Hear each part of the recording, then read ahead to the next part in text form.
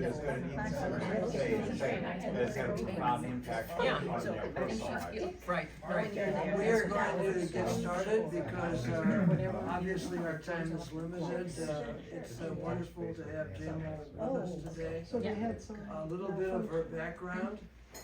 Graduate of Eden Seminary. We all know Eden Seminary, or we should know.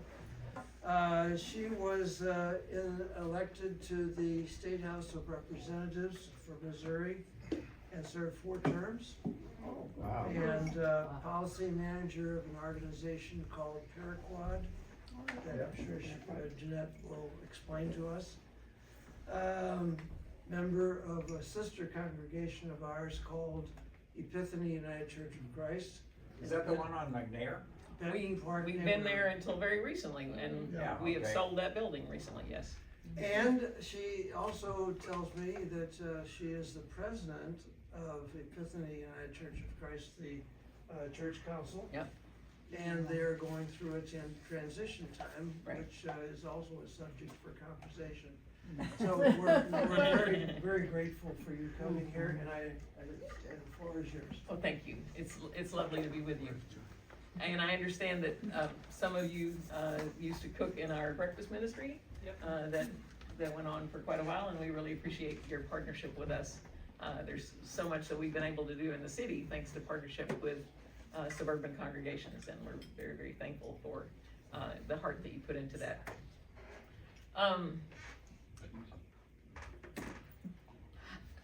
Talking about public policy is difficult in churches because a whole lot of people have been told never discuss anything political in any way in church. You will lose your tax exempt status if you do that, and it's just wrong, and you'll offend somebody, and the church will fall apart, and it'll just be awful. So here we are talking about it today, and I'll explain why I think that's really necessary. Number one, churches should stay out of partisan politics. We have no business being involved in partisan politics, not because it's the law and the IRS really can take your tax exempt status if you get involved in partisan politics, but because we are people of faith, and that means that our focus is on the fact that we are children of God, which makes us part of a global community. And in many ways, we leave our citizenship kind of at the door when we walk into church, because we're part of God's church, which is all over this planet. And we need to feel our connection to everybody. Our hope is never in political parties, no matter what our political party is. Our hope is in being part of the values of God that we want to be in alignment with. And that may call us to get involved in movements. Many people of faith went south from St. Louis back in the 1960s to be part of voter registration drives and to be part of marches to see that the Voting Rights Act and the Civil Rights Act passed, so that legal discrimination that was happening toward people of color would end by the law. And so that I remember as a kid watching black folks being hit by water cannons and attacked by German Shepherd dogs just because they were trying to register to vote. And lots of people of faith went and got involved in those movements.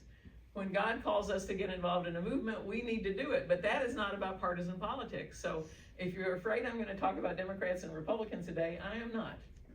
I have friends who are Democrats, I have friends who are Republicans, and I have people that don't get along with me who are Democrats and who are Republicans. and serving in the Missouri House of Representatives actually made me a much less partisan person. I happened to serve from one of the parties because people tend to do that. But I discovered that there were wonderful people on both sides of the aisle, and there were some real scoundrels on both sides of the aisle. Yeah.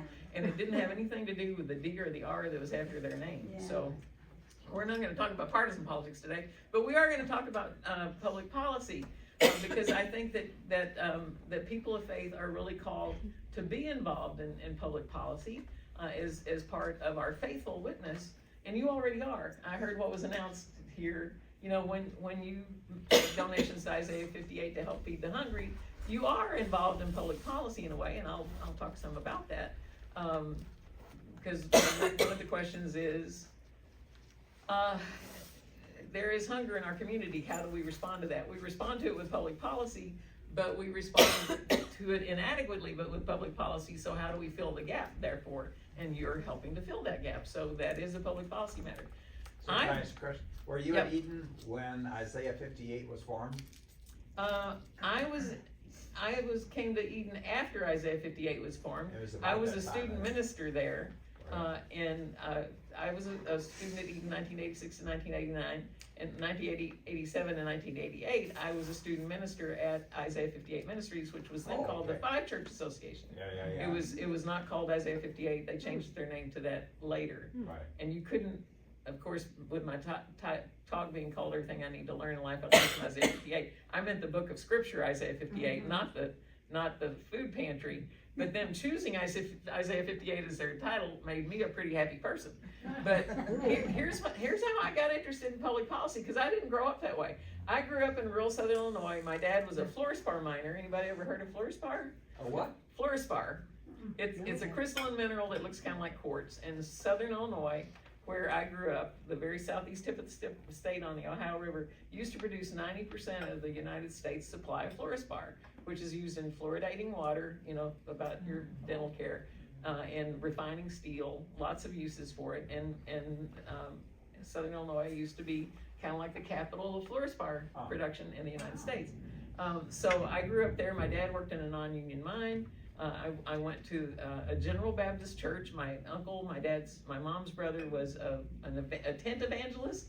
Our children's sermon today was about a tent revival with Mordecai Ham and Billy Graham, going forward to the altar with his friend Grady Wilson. My Uncle Dean was a tent evangelist. My parents sang in a gospel quartet. I grew up over there. I didn't hear about, the only thing I heard about as a kid is, have you accepted Jesus Christ as your personal Savior, kind of like stuff. I didn't hear about being involved in all kinds of social ministries, food pantries, etc., particularly in the church of my youth. But later in life, while I was at Eden, I came out on campus as an out lesbian.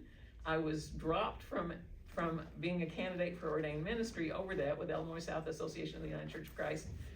I had been out of the church for a while because of not feeling welcome in it when I was in my early 20s. Later, drifted into a Lutheran church in Marion, Illinois.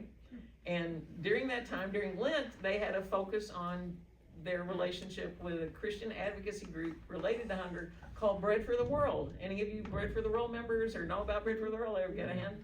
That's great. I thought that Bread for the World, it had the bread in the title, that we were sending bread somewhere, that we were literally like doing famine relief. And so I make a donation to Bread for the World during Lent with the other members of the church, and I suddenly start getting mail. And from because my address was on the check, and that's what groups do. They build their list, right? So they wrote me and thanked me for becoming a member and invited me to write my legislator about how to support, I think that year we were supporting some program that like drilled wells in Africa so that people could grow crops. Well, that's another way to feed people that are hungry, right? Help folks be able to water their garden so that they can grow a crop. And then the next year, they asked us they were alternating. One year they would do an international issue, and then the next year they would do an issue in the United States. And then I think that next year I actually was at Eden, and I became a student intern with Bread for the World. They had a local person on campus that was the field ed supervisor, and we did a campaign with churches in St. Louis area to get them to write their U.S. Senator and their U.S. Congressperson to ask them to put money into something called the WIC program. Have you ever heard of WIC? The Special Supplemental Nutrition Program for Women, Infants, and Children, which provides protein and iron-rich food to pregnant and nursing women and children up to the age of 5, Maybe so that over they'll in be Missouri. healthy. Maybe over in Missouri right now. And maybe that's right, exactly, yeah. So I thought I was just helping with like famine relief somewhere, and I wound up joining an advocacy organization. But I got these letters from a man named Arthur Simon, whose brother was Senator Paul Simon. Remember Paul Simon with the little bow tie that was a senator over in Southern Illinois? Somebody said, Paul Simon looks like he would be the love child of Orville Redenbacher and Miss Piggy. And if you think about it, that's kind of right. So Arthur Simon said, as Christians in the United States, one of the gifts that we have to offer to God is is the fact that we are citizens who vote, and we can have a relationship with our elected officials. We can ask them to do things that we believe are in alignment with what God calls Christians to do. Things like feed the hungry, things like heal the sick. You know, we can be in alignment with that. And I learned that WIC was saving at that point $4 in healthcare costs for every dollar we spent on food. Because if you help a kid not be anemic and a kid not turn into an adult with high blood pressure, we wind up saving money on healthcare by giving people protein and iron-rich food. And I was like, wow. Then the next year I went to work at Five Church Association, which was Isaiah 58 Ministries, and we gave people a bag of food that lasted 3 days as an emergency thing. And that's very helpful, but there's a whole lot of month besides that 3 days, right? So how do you fill that? Well, about half of the month could be filled with help from SNAP, and if they were a pregnant or nursing woman or had young children in the household, they could also be helped some from WIC. So I started to see how charity and public policy went together to solve big problems like hunger. The reason the food stamps program was started was so many soldiers who were drafted in World War II had to be turned away for malnutrition reasons. They had rickets, they had scurvy, they had things that were about hunger, and we could do something about that as a nation. So hunger is a public policy issue that affects all of us, even our national defense. So all of this stuff is kind of connected. And so I got real comfortable with the fact that working in public policy can be a vocation. I feel like this is something that God called me to. I didn't wind up getting ordained and serve the church in a pastoral role, partly because I was blocked from that over my sexual orientation back in the 1980s. But I worked for 40 years in public policy and felt like God guided me every step of the way to do what I did on the many issues that I worked on, which have included hunger, affordable housing, criminal justice reform, HIV policy modernization, getting the lead out of school water, and at Paraquad, disability rights. One of the things that we've done to people with disabilities is we've punished them by how we set the rules. And so in Missouri, thanks to the thing that was won on the ballot, where we voted in order to expand the Medicaid program to include low-wage workers, you can get Medicaid up to 138% of the federal poverty level, and then hopefully get into one of the marketplace plans of the Affordable Care Act when you get beyond that. But if you are a person with disability and you have some part-time work, if you earn more than 85% of the federal poverty level, you can't get on Medicaid, was what the rule was. Why would we want to punish people with disabilities who can't afford to really make it on an SSI check? If they can do some work, shouldn't we make it possible for them to do some work? So when I started to work there in January of 2023, and I worked there for 18 months, and one of the things we did in that first year is we won an improvement in earnings and asset rules so that you can get into a special program. You have to apply for it, and the state has not done a very good job implementing it. They haven't made it where the computer can actually calculate if you qualify. They have to do them all by hand. Our computer system is a mess in Missouri, but that's one of the things about public policy. You win a good law, and then you're not done. You've got to work on the funding of it and the implementation of it and the quality of the program afterwards. So the work of public policy work is never done, but it's yet another way to serve God. And all of us can do that through things like, are we registered to vote? Do we bother to show up? Not just in the presidential election years, but also the one that's about the city council. Those things matter too. The school board, that matters too. Do you know your elected officials, local, state, federal? How often do you communicate with them? You can become their go-to person on an issue you care about, like hunger, by communicating with them on a regular basis. Invite your elected officials to coffee, get to know them, let them know what you care about. And do you organize with others to seek public policy change that promotes social justice? It's not good to just be a lone ranger and do it all by yourself. A lot of people are like, oh, I'm gonna read all the bills myself and figure out what's on I'm gonna do something about, and I'm gonna stay in touch. Well, that's a whole lot of work, because guess what? Every year, 2,000 bills are filed in the Missouri House of Representatives. You're not gonna do anything else if you're gonna actually read those and follow them. So join groups. I'll talk about that later. That you trust, and that will help. So Guys, UCC is real good about sending out information regarding different issues and they make it easy for you to respond to your congressman. And you think that does any good? I do that all the time. Do you? Yeah, I'm on that Justice and Peace Action Right. Network, Jake Pan or whatever it's called. Yeah.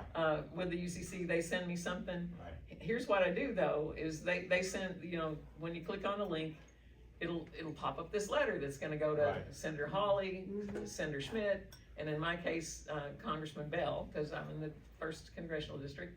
And I changed the subject line so that it doesn't say what they put in, and I edit the thing so it doesn't read like everybody else. Because what I know is form letters where it all looks the same is not as effective as something that sounds more personal That's for what I was me. wondering, yeah. So I edit the language in order to make it a more personal message for me. I say the same thing that they said, because they're educating me on, Right. I may not know this issue as well as they do, you know? Right, yeah. So I want to enforce their messages, but I want to say it like I'm talking instead of what they chose to say. Good idea. So that works better, yeah. Are written letters better or not as good as a phone message? In the old days, I would have said written letters are better because they take a lot of effort and they really weigh in. But you know what happened was that thing about anthrax, where some people got sent some anthrax. Yes. And now it takes so long, if you mail a letter to DC for the letter actually to get people to vote may have happened before it gets through all of the security measures to get to their offices. So either mail it to their local offices, which don't have as tight a security it seems, or email them letters these days. That works better. Get to know who their aide is on the issue that you care about, send the letter directly to that person. Phone messages still work great, and especially if in high volume. So all of it works, but I don't put as much emphasis on written letters as I used to because the anthrax thing changed all that. Yeah. There's a And phone. that hasn't gone away. No, the security Are you measures are talking still like there. probably several weeks going through that kind of security? It can take a long time, yeah. Well, Yeah. the mail service too. There's With a the Not to same mention that the postal service just isn't doing such a good job, you know, even locally here. It used to be I could mail a letter, and when I was a not-for-profit director at Reform Organization of Welfare, we would mail things and people in St. Louis would get them the next day. And that happened, I mean, that was what was supposed to happen, and it happened repeatedly. Yeah. I would mail one to my house to see if it happened, and boom, there it was. And it can take 10 days, you know, to like get something in town these days. So mail is just really slow, and if you wanna do something in a hurry, because of when the vote's gonna be, don't trust the US mail to make it happen, and do it a different way. Because the resources have been cut. I always have Yes, to take up. yeah. Right, yes. Not their fault. Yeah, exactly. There are a lot of things that aren't working very well, like those computer systems. You know, I remember the legislature refused to take $50 million that the federal government wanted to give us right after the Affordable Care Act passed, because the Missouri legislature did not like the Affordable Care Act. And they said, we don't want that. Well, that $50 million could have helped modernize our computer system, and we didn't want any part of it. So there are many, many factors in these things. So Paul asked, you know, how was my time at Eden Seminary? It helped me learn to read Hebrew and Christian scripture in depth and to think about how it impacts on things. And so there are many scriptures that have influenced how I think about advocacy. I don't know if you can see all that because the print's pretty small, but the Exodus story is pivotal, that God leads, you know, people out of slavery to freedom. And then they execute the Mosaic Code as a way to say, we want to, you know, put into our public policy, we want to shape our lives based on that kind of God. So for example, when we plant a field, we don't harvest everything. We leave some for people to come and harvest.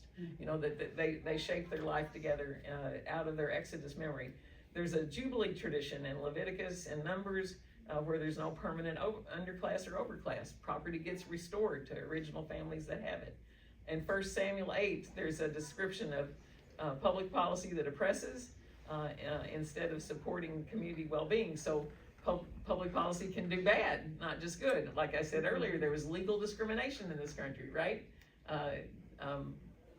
There used to be one ads for men and for women in my lifetime. You know, men looking for jobs could look here, women looking for jobs could look here. And in my lifetime, when I came to St. Louis looking for an apartment, I found out the way to get an apartment is to look for signs in yards, because people don't want to advertise for fear you might have a black applicant So there was just racism and attitudes, you know, and this stuff still goes on, unfortunately. It's not like that's over entirely.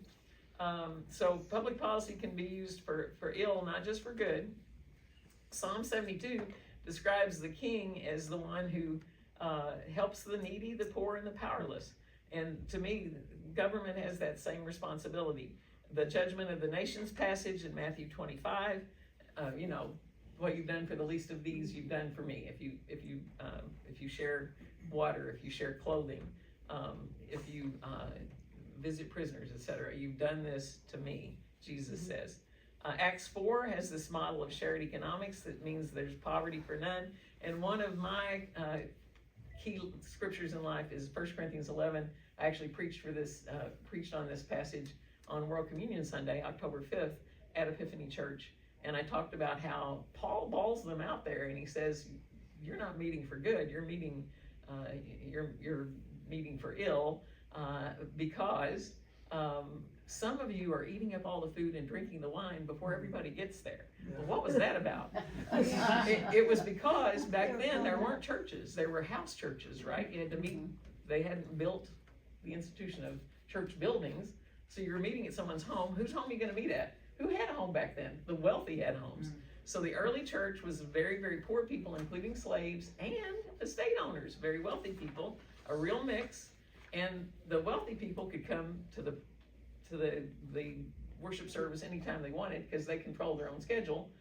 They got there early and they were partying and they eating up everything. And by the time the people that were slaves were allowed to leave wherever they needed to be and got there, there was nothing left on the table, and they were the ones that needed to eat most. And Paul just went, you know, just berserk about this and balls them out, and you can see the wagging finger in this chapter when you look at it. And he basically says, if you don't discern the one body, that we're part of one body, all of us here and everybody out there in the world, the billions of people around this planet, we are part of one body. And if we don't notice we're part of one body, some of us will get sick and some of us will even die. And this is how life really works. So, all right. I don't know if I ever remember a sermon on that, do you? Well, you could have heard one on October 5th. You can find it at epiphanyucc.org on our Facebook page. Well, not on our website, but on our Facebook page. There's a tape of it there if you want to see it, or email me later and I can send you the manuscript of it. Isaiah 58 is especially important to me. Just some years ago it grabbed me and it just keeps grabbing me. It has this wonderful series of if and then statements in it. And the thens in it are about the kind of society that we'll get depending on which ifs that we pick. Our actions do have consequences. You know, there are these natural consequences in life. You know, sometimes parents figure out that in order to teach your child, you have to let them experience natural consequences. So if you've told your child over and over, put away your bike, you know, put it in the garage, put it in the basement where we're supposed to put it, and they leave it laying in the yard in the rain and it starts to have rust on it, you let the kid know there's a connection. I asked you to put away your bike and you didn't. The rust is because you didn't do the rules. You know, no, I'm not buying you a new bike. You can either figure out how to clean this up or you can buy your own new bike, or, you know, there are natural consequences. We learn sometimes that the thens we get in life are about the ifs that we choose. Frederick Douglass, the great abolitionist, wrote in a letter in 1849, "Find out just what people will submit to, and you have found the exact amount of injustice and wrong which will be imposed upon them. And these will continue until they are resisted with both words or blows, or with both. The limits of tyrants are prescribed by the endurance of those whom they oppress." And that's also an if and then statement. People will let themselves be oppressed to a certain point, and then there will be a breaking point. And you know, how will people resist? It might be with words, it might be with blows, it might be with both. But we'll get thens about the ifs that we choose. And that's the way life really works. The ifs of... Wonder what the relationship was, I should know this. Bill's a teacher, he'll know. Relationship between Douglas and Lincoln. Oh boy. That was a struggle. He was a counselor to Lincoln. They were contemporaries of Well, I course. know they were, yeah. And, they interacted with each other. Douglas had to push Lincoln. Yeah, Yeah, thank you, Stephen. on the subject of abolition. Yeah. Yeah, A number Okay, of so- subjects. He was invited to the White Thank you, House, Stephen. right? Yeah. Mhm. So in Isaiah 58, there are a number of if statements, and or the if is sometimes kind of implied because it's just part of a longer sentence. But you can find if we share our bread with the hungry, if we bring the homeless into our homes, if we cover the naked, if we do not hide ourselves from our kin. And who's our kin? Biblically, everybody is our kin, right? If we really believe there were some original parents created by God and everybody descended from them, guess what? Everybody in the world is my cousin somehow. If we, I just met the other day my first cousin 3 times removed who works at SIU Carbondale. I was asked to go speak at their LGBTQ plus History Month celebration. Her name was Juniper Oxford. My name is Jeanette Oxford. Okay. and we both grew up in the Cave and Rock, Illinois area. Okay. So we figured it out that basically her great-grandfather, Bob Oxford, is my dad's brother. So that makes her my first cousin, Pretty close, yeah.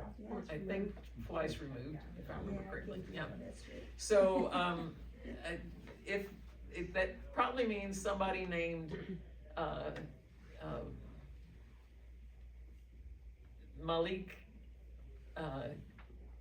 Quotron or whatever in Libya is also my cousin, if we could trace it far enough back. Everybody is our kin. Are we gonna act like that or not? If we remove the yoke is a device that you use to help animals carry heavy loads. We had mules on the farm I grew up on. We would yoke them together so they could pull a wagon. So a yoke is a symbol of forced labor. If we stop the pointing of fingers and the speaking of evil, and boy, do we do a lot of that. And again, people on every side of the aisle politically do it, and it's not a good look, no matter who's doing it. If we do not trample the Sabbath, honoring it, and I used to we're not Jewish, we're Christian, we don't do the Sabbath thing, or we would, not be working on Saturdays, and we'd be, very rigid about that, and I just didn't take that part seriously. But a Jewish friend taught me how important the Sabbath is to social justice thinking. For one thing, if people are gonna have a Sabbath, if they're gonna have a day off, if they're gonna have a day to take effortless delight in creation, which is what practicing Sabbath is about, guess what? They have to have a living wage job, right? If you don't have a living wage job, you can't take any days off. Anybody ever got any donuts at World Fair donuts at 44 and Near Targo Park. yeah. Botanical or whatever that is. Vanderbilt, I guess, is the Yeah. exit there, yeah. I in my eating career, I'm a compulsive overeater, and I thanks to the help of a higher power, I've lost over 150 pounds, and don't stop at donut shops much anymore, but in the old days I did a lot, and I got to know the folks that worked there pretty well, and this woman told me she worked every day of the year but 2. Because she didn't make a wage that she could take any days off. And around us, there are all kinds of people like that. So Sabbath matters from a social justice principle. We've got to make sure that people have living wage jobs so that they can have some time off. And the time off is, Pastor George was describing it today, is kind of a holy snooze time where you're able to take some effortless delight in creation. And yes, God intended us to have rest. God intended us to have rest. There's a segue Yeah. here. Because some of us a week ago heard the presentation from a sheltered workshop called Heartland Industries. Yeah. And it was they do wonderful work with people that are disabled, employ 153 people. The people are very productive. Yeah. But I was shocked, and we've talked about this, Yeah. about the wage that the state of Missouri allows. The employees are paid 10% Of the federal minimum wage, which is about half of what the state minimum wage is. $7. So they're getting 70 cents an hour minimum, which fits in with Where's the fairness in that? Yeah. My understanding from that was that it's graded based on their output, so Yeah. that's really for the people Yeah. who are there Mhm. and not actually contributing towards the work, but they're there It to would be a socialize and minimum. dignified, Right. yeah, that's the Yeah. minimum, But and so even- really even it's so- Yeah, instead of there's a the real mix, and I Yeah. worked at Paraquad, which is the independent living center for the St. Louis area, and often people in the independent living movement are critical of sheltered care workshops because they believe that the labor of people with disabilities is being exploited for a sub-minimum wage. However, many of the parents of those sometimes adult people with disabilities are so thankful for that sheltered care workshop because it gives people a place to go, a chance to feel useful, a chance to feel respected, to have the dignity of work, and to have them in a safe environment and to socialize with others. So there's more to it than that. Sure. There's way more to it. Yes. Most of you know David Coons. Yeah. I don't look at Facebook very often, but I ran across something from him. He just got hired at Heartland Ministries. Oh. I was so happy. Heartland Ministries, he had a picture of his locker with his name on it, Yeah. and that kind of thing, so. Yeah. Yeah. So there are some shelter care workshops that I think deserve a real critique. There are others that try to have a mix of sort of like the independent living philosophy with how they do sort of supportive living programming. Not everybody with disabilities will be able to achieve independent living. Some people are going to need a certain amount of support, but even in receiving the support, it can be respectful support that allows them to make choices for themselves as much as they can. You know, there's a real variety among people with disabilities. You know, so I'd say this is one of those cases where we should remove this pointing the finger and speaking of the evil and ask a lot of questions, like how do you do your business and how respectful is it? And I've heard good things about Heartland. Yeah. So I have seen some real good come from that. You know, one of the biggest challenges when you are a parent of a person with a disability is what's going to happen to my child after I die, and so planning for that is incredibly important. Just, I have to add, Yep. we are sponsoring a tour of Heartland Industries on Wednesday, Tuesday, November 18th. It's during the day at 10 o'clock. Yeah. For those that are interested, the facility will be open to us. Great. So I there's just had one more thing. Yes. I'll shut up one of these times. The organization that I have a great deal of respect in that regard is the Emmaus Home. Because I think they bring in Yeah. people and help them, and really, they don't have another place to turn. Emmaus Homes is amazing, and I've done a lot of work with them. When I was at Paraquad, they co-sponsored our Americans with Disabilities Act Rally Day. Every year on July 26th, we celebrate the signing of the ADA. And we had a big event at Eden Seminary a couple of years ago. I hope maybe some of you all were there. Because we wanted to honor the memory of Harold Wilkie. Anybody remember Reverend yeah. Harold Wilkie? Yeah, he was a man born without any arms in Washington, Missouri, and he was one of the people that helped us win the ADA. The ADA was won, speaking of public policy, because people with disabilities had set-ins at federal office buildings because no money was put into the Rehabilitation Act. Services weren't there for people with disabilities, and they had set-ins. They did a whole lot of different kinds of organizing, and finally they got desperate enough to do the Capitol crawl, which is where a bunch of them just dumped themselves out of their wheelchair onto the ground and climbed up the steps of the Capitol to make a point about how society needed to change, and that led to President George Bush, not George W. Bush, but his dad, signing the ADA in I think it was 1990. So. Another example of public policy work and why it matters. All right, so if we do the ifs that were named earlier around sharing your bread with the hungry, etc., we get the thens, which are also listed in Isaiah 58. Then your light shall rise in the darkness. Then the Lord will guide you continually. Then your needs will be satisfied and your bones will be strong. Now, you know, that's not just some imagery there. That's reality, isn't it? Earlier I mentioned WIC, the Special Supplemental Nutrition Program for Women, Infants, and Children. What happens when you have protein and iron-rich food when you're a child? It makes your bones strong. It's the truth. I said that these programs were started because soldiers were being turned away because their spines were crooked, you know? If we have good nutrition, our bones will be strong. You shall be like a watered garden. Your ancient ruins will be rebuilt. You'll be called, oh man, I want this on my tombstone more than anything. You will be called repairers of the breach and restorers of streets fit to live in.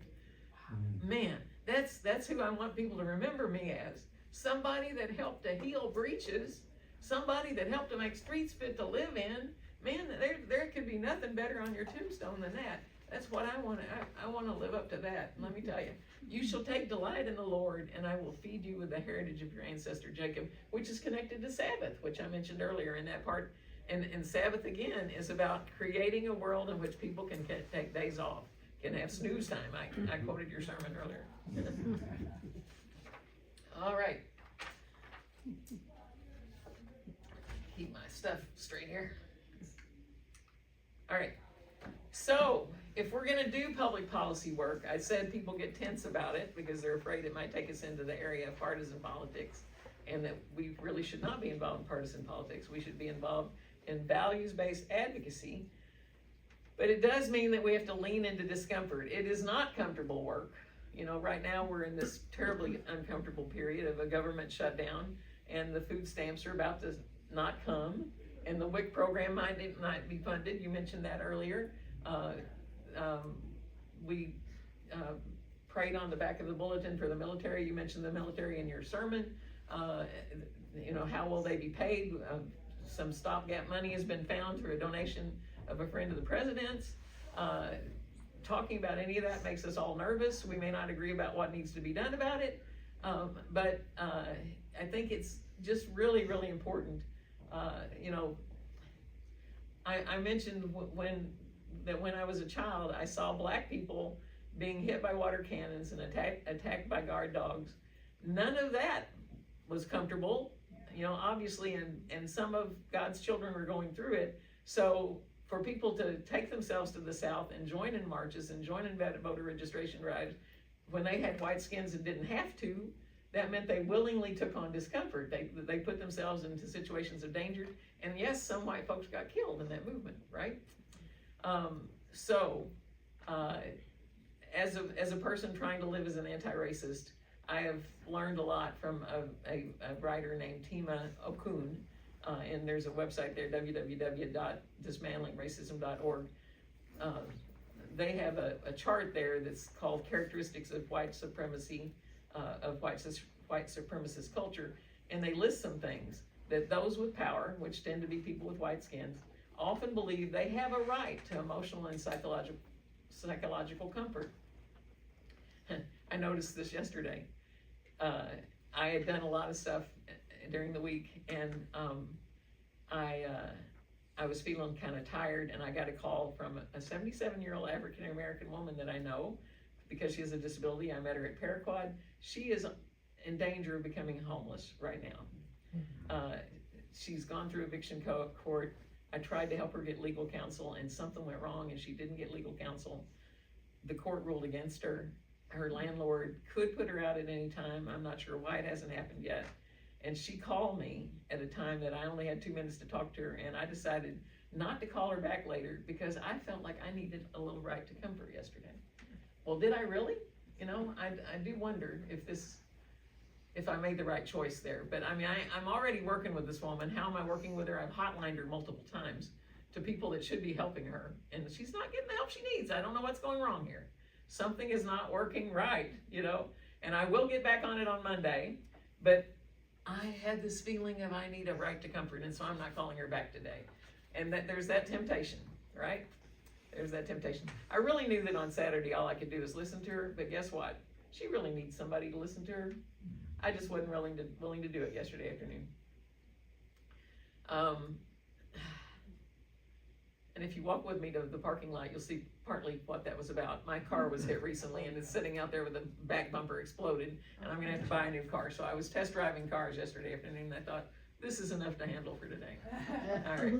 So those with power may scapegoat those who are who cause discomfort.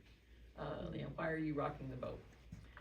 Those with power may equate individual acts of unfairness against white people with systemic racism that targets people of color.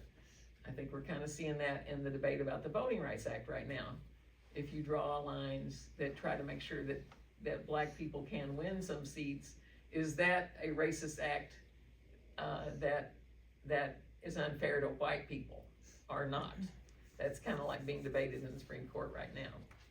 So Okun says that the antidote for those kind of those characteristics of white supremacy is to understand that discomfort is at the root of all growth and learning, and we don't have to take everything personally. So, am I willing to be uncomfortable or not? We all have growing edges in life. Can we be willing to go to our growing edges? And it can be uncomfortable. So that's part of public policy work. Frederick Douglass, again, big influence on me, says that struggle isn't necessary. From that same letter that I quoted earlier, he said, if there is no struggle, there is no progress. Those who profess to favor freedom and yet deprecate agitation are women and men who want crops without plowing up the ground. They want the ocean without the awful roar of its many waters. Power concedes nothing without a demand. It never did, and it never will. Now that sounds like real uncomfortable territory, having to make demands. But it's what you gotta do. You know, here's an example of how I did that at Paraquat. In February of 2023, Metro, our public transit company, denied 19,000 rides to people with disabilities who needed to use their call ride vans to get to work or to their doctor's appointment or to shop or to a movie with friends, for that matter, because they had a shortage of drivers. They couldn't hire enough drivers, and so they kept turning down rides. But guess what? That violates the ADA, the Americans with Disabilities Act. So I helped to organize people with disabilities who weren't getting good service from Call a Ride into a group called the St. Louis Metropolitan Alliance for Reliable Transit, or SMART for short. And we started making demands. We demanded that their board of commissioners actually open up their meetings to the public. They were only on Zoom, and the only way you could make a public comment was to send it in online. And they said, oh, and we'll distribute it to the board. You know, but they didn't have public meetings that you could meet the commissioners face to face. You couldn't go testify in person at their meetings. We demanded that they raise their salaries for their workers so that they might fill those gaps and they have more drivers. We demanded that they listen to that they build a relationship with the community of people with disabilities so that they got direct feedback from us about how their rides were going. We made several demands, and guess what? Almost all of them have been met, but it took months. It took months of organizing. We grew from 6 people to like 100 on our list. And so you've got to organize and you've got to speak out together. And was it comfortable? No, it was not. We had some really tense moments with Toby Roach, the CEO of Metro, in that process. But we were always respectful in how we made our demands, and we stood together and we got some things done. That's how life really works. That's another one of those if and then things. In doing that, we were organizing to build power. How did you feel when I said the word power? A lot of Christians aren't real comfortable with the word power. We've seen power abused repeatedly, so that makes us not want to use that word. But there's a difference between having power over others and sharing power with others. We can build, as Christians, we can seek to build power that's about aligning with the values of God's kingdom, as opposed to trying to impose one kind of religion on everybody else. You know, I mentioned earlier, I grew up in a tent revival family. I have cousins that believe that their kids are being oppressed because there is no Christian prayer at the beginning of the school day, and that oppresses them. Well, the truth is, all of us can pray in school. We just pray privately. That's still allowed in schools, but there's no enforced prayer in schools, because if we have a Christian prayer at the beginning of the day, how does that make the Jewish child in the class feel, and the Muslim child in the class feel, or the child who's being raised in an atheist class feel, if their beliefs are not equally respected in the United States? So we can honor the First Amendment and have freedom of religion if we think about how to live that, which is about sharing power with others, not using abusive power. So it's important to embrace the idea that Christians can be part of building power that's used to choose the right kind of ifs in our worlds, the ones that lead to sharing bread with the hungry. I worked at Metropolitan Congregations United for a while. Some of you may have heard about MCU, and we used this little graph as a way to think about how we were going to build power. You have to look at the blue circle first. Build a sustainable base. You've always got to be recruiting new leaders, increasing your resources and your partners, growing your members. You got to have more people involved. Got to build your base. I said SMART, the people with disabilities working on transportation, grew from 6 to 100 in 6 months. You got to build a base. You got to demonstrate your power together. So every time the Board of Commissioners had a meeting, we got public comments on online. We had a goal of getting 100 in. The first time we got 30. Our goal was 100. Well, we missed it. And so then we had a little accountability session. We talked about, we set a goal of 100 and we only got to 30. What do you think we did right and what did we do wrong? So we talked about it, we learned from it. The next time, guess what we got? 150. We had a goal of 100 and we got 150. So, you know, we improved our performance. That's about demonstrating your power together. And there's all kinds of ways to do that.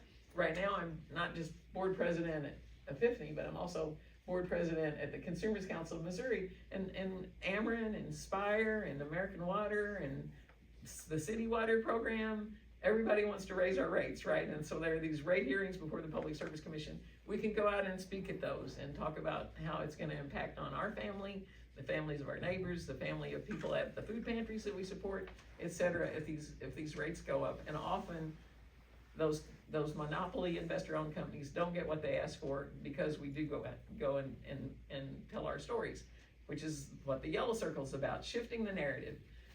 The public often tells a story about public policy issues that doesn't match reality. When I started to work at Reform Organization of Welfare in the 1990s, I was told that welfare, a welfare check, that there were all of these people having all these babies to get money. I was told this was real. Well, guess what the reality turned out to be?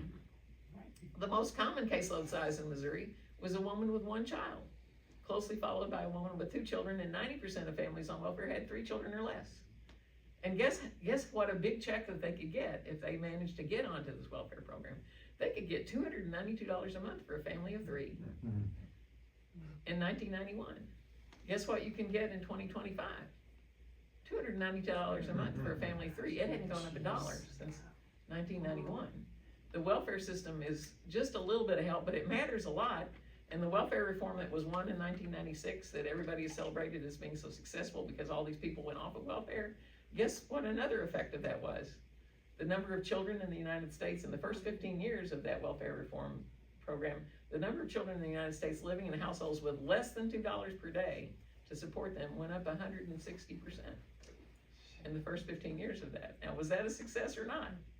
We cut a lot of people off of welfare, but did children do better? So ifs and thens, public policy stuff matters, right? It matters a whole lot. We're getting near the end here, and we're about out of time, so it's a good thing we're getting near the end. All right, there are groups that I think practice that model of build a base, take action together, change the narrative, and some I'd like to lift up to you are Bread for the World, the one that was the first group that I joined. They do a great job on food security and sustainable development. Empower Missouri, I used to work at, I was their executive director. They work on affordable housing, food security, criminal justice reform, and just to really focus on how to end poverty. Wonderful group. They have task forces on housing, food, and criminal justice reform that you can join.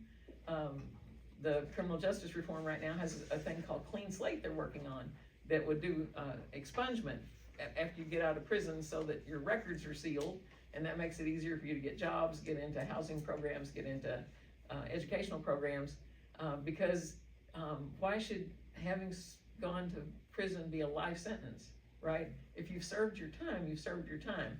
Could we stop imposing consequences on you because of a past mistake that you made? So for certain crimes, they want to seal those records, and that's a good campaign that's going on right now. Sierra Club and Missouri Coalition for the Environment are good groups on environmental protection. Kids Win Missouri does great work on children's issues. The Missouri Budget Project does great work on taxation that's fair, adequate, and modern, and for the common good. And maybe there's some other groups that you would want to recommend that you think do an especially good job on advocacy. Any group that you put your time and effort into you want to make sure people know about?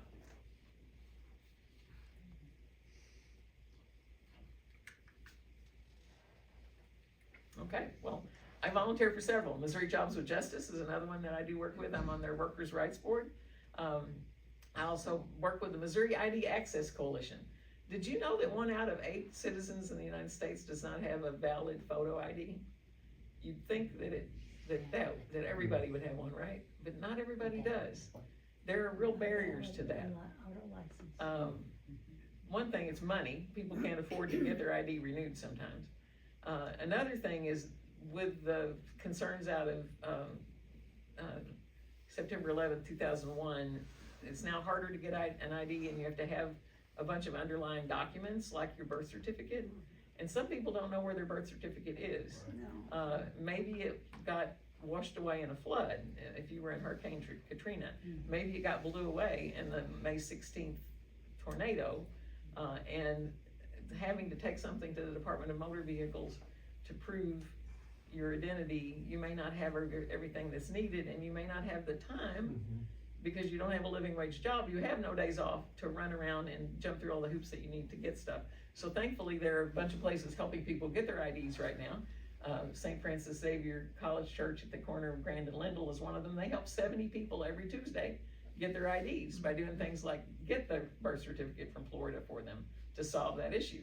So there's some good groups out there doing some amazing things. I was at the DMV last week and saw a guy come in and get turned away because he didn't have his birth certificate, and he made the point. He said, well, this is a copy I've got here of my birth certificate, and they said that's not valid in Missouri. Right. Valid in Illinois, but it's not valid in Missouri. Yep. And I thought to myself, I don't know that I have a original copy of my birth certificate. I assume I could get a hold of the hospital I was born in and get a copy. I suppose that would be the only way to do it. But that kid wasn't even given any advice as to how to do it. All he was, he just chased out the door. Yep. And that's why so many people don't have a valid photo ID. It's hard to solve these issues. My wife is Reverend Dorothy Gannon. I don't know if any of you have ever met her, but she was a hospice chaplain at Bethesda for years before she retired. And her mama, Mildred Gannon, lived with us the last 5 years of her life. And, you know, I love how life works and how God works. When Dorothy came out to her mom on July 4th, 1983, her mom said, I could never come into the home that you share with another woman. That's what she said on July 4th, 1983. Where did she live the last 5 of her years of her life? In our home. So God works, love wins. And Never is never. That never didn't turn out to be exactly what we thought. But anyway, she moved in with us from Jackson, Mississippi, and her Mississippi driver's license had expired, and she sold her home in Mississippi, and she needed to notarize something, and they wouldn't notarize it without a valid photo ID with her. Even at her own bank that had started a bank account for her. I don't know, maybe the ID hadn't expired at the time that they started her account or something, but they wouldn't notarize, even at her own bank, they wouldn't notarize this paper that she needed to sell her home in Jackson, Mississippi. So I said, well, I'll help you get a Missouri ID. And I said, where's your birth certificate? And she's like, I think it's in that lockbox, but I've lost the key to the lockbox. So I took the lockbox to a locksmith, and the locksmith said, I can pick it for, I don't know, $170 an hour or something. Or I can break it for you, because it's not a very good one, and I won't charge you anything if you just want me to break into it. So I let him break open the box, and her birth certificate was in there. So she was right. Thankfully, she remembered correctly. And we still had to get some more stuff that the Department of Motor Vehicles wanted. But I helped her solve these issues. You know, she was 86 when she died, and she was starting to have some memory issues and things like that. And fell a lot. I mean, just there was a lot that happened in those last 5 years of her life. Now, she would have gone without a photo ID if she'd been somebody living on her own, like my friend Brenda that that called me yesterday, who's about to be homeless. This woman has got kind of everything Mildred had and more going on.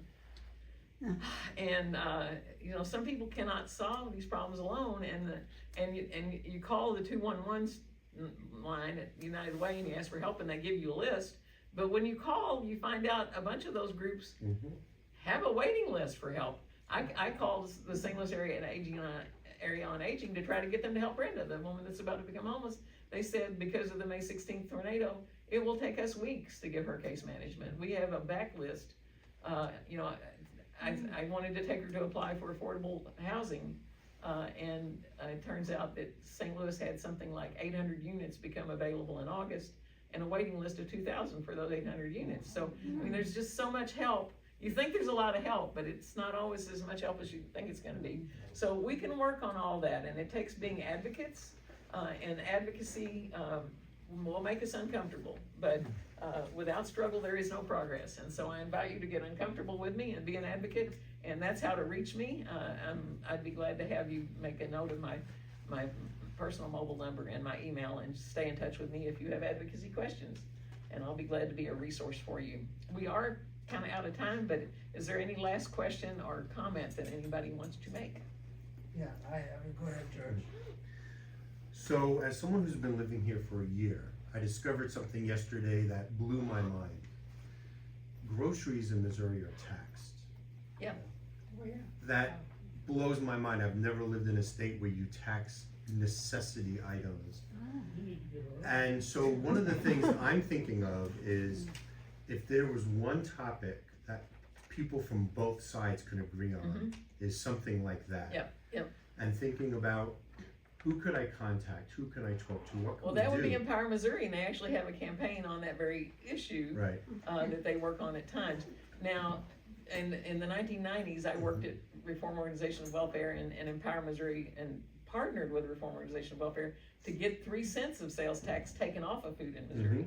So we reduced it, but that was at a time where we had these budget surpluses, and we had this thing called a Hancock Amendment in Missouri, where we got mailed back money because the revenue surpassed what's called the Hancock income limits. Okay.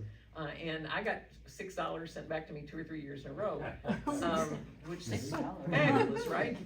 But guess what? Guess what? Where Missouri is now compared to the Hancock income caps. And if we take that income cap to mean if you go beyond here, we're taxing people too much. We are now $4 billion below where we would give any money back to the public. Now, what does that signal? I think it signals we're taxing people too little, and especially in Missouri, we have a regressive formula based on 1931 numbers. Basically, everybody at about $9,000 a year starts to pay our top tax bracket. It's a very low tax bracket, but we could actually modernize that system and make it, truly progressive, so that, say, your top bracket started more like at $200,000 a year, or something that's more reasonable. I actually had a bill when I was a state legislator. It would have produced $1 billion of new revenue that could be used for things like K through 12 education. It had a refundable earned income tax credit to help people with low wages to get more money into their pockets, which was very much needed. And it didn't tax anybody more than 2% more than they're paying now, and that was only for millionaires. And they could afford to pay 2% more than they're paying now, I thought. My bill did not pass. I sponsored it 7 years. I did get a hearing on it 3 times, but it didn't pass. And I was called the woman who wants to destroy Missouri by the Missouri Chamber of Commerce and Industry. Oh, well, I really didn't want to destroy Missouri. I actually wanted to have a more modern, adequate, and fair tax system that funded our schools adequately. And so that we didn't have to raise property taxes to support our schools at the local level because the state wasn't doing their part. That's what I really wanted, but oh well. With regard to who you nick to pay for the goods and services, another issue is utility costs. I worked for the water company for 40 years, and there are, and the rate structure typically is based on a minimum base that everybody pays no matter what, and then a certain amount for whatever utility you're buying, water, for example. And then the more you buy, the price goes down. And so the greatest water consumers are paying, 1/10 of the cost per gallon of what you and I pay. And when I managed a water district in Jefferson County, there were a ton of people that they're just poor as hell and couldn't afford the minimum water bill. But they were using so little water that it made no difference really in terms of what our finances were as a whole. Yep. And that structure could be easily changed to help Yep. poor people I because. so want you to trade contact information with me, because we need people who are water experts like you to serve on the Consumers Council with me on our board, so we should talk about that. But yes, in the city, I pay based on the number of rooms in my house, no meter. They don't measure what I use, it's Right. just a flat thing, and they raised our rates 44% last year. And I do okay with that, cause I'm among Missouri's wealthiest households. But man, a lot of my neighbors are not, and that 44% increase creamed them, and so you're right, and it's not like we can't do without water, can we, Donovan? Well, what it means is that the people that can afford it are not paying for it. That's right, that's Yeah. right, they're not paying their fair And share. the huge concrete plant down Yep. in the St. Genevieve area are paying the very least amount for Right. electricity Right. that Yep. the rest of us are getting. It's going to become very expensive, Yeah. especially with Yeah. the windmills being shut down in Kansas. Yep, and Senate Bill 4 passed this year in Missouri, which changes our utility structure, and part of that bill was it got rid of something the citizens passed in the 1970s called a ban on construction work in progress, that we would not pay for power plants while they were being built, they had to be producing something before you start to pay. Leo Dry and passed that. Yes, Leon K. Dry did that in the 1970s. That got thrown out as part of Senate Bill 4, which the governor signed on April 9th. Yeah, people don't even know Yep. what they lost when that happened. Yep. And that's- essentially blocks that's the gonna- construction of nuclear power plants. That's going to start our, that's probably gonna increase our utility costs an average of $1,100 a year for those of us who are Ameren Inspired customers, and American Water customers over the, well, once it's fully implemented. And yes, right now they're wanting to do some more small nuclear reactor plants. Right. Because now we would have to pay for them while they're under construction. But I think it was South Carolina, people paid literally billions of dollars to build a nuclear reactor that never materialized. Never So made they were built for nothing, and there's that possibility of abuse under those systems. It's, we're past time. Yep. And we need to be thankful for Yeah. you for coming, and we, Great information. it's been wonderful. All right. Don't be afraid of being an advocate. It has many joys. Yeah.